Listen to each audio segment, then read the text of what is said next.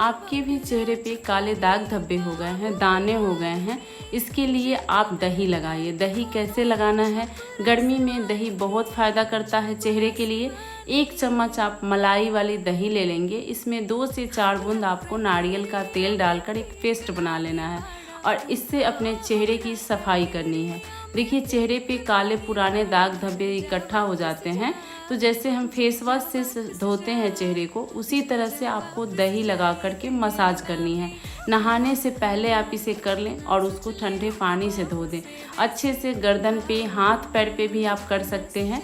जहाँ भी लगे आपको काला दाग धब्बा है, वहाँ अच्छे से रगड़ करके आपको टाइम देना है थोड़ा अपने चेहरे के लिए, और उसके बाद आप पाएंगे इंस्टेंट ग्लो। देखिए, नहाने के बाद मेरा चेहरा कितना ग्लो कर रहा है। आप लोग के सामने मैं सिर्फ दही लगाई हूँ, नहा कर आई हूँ।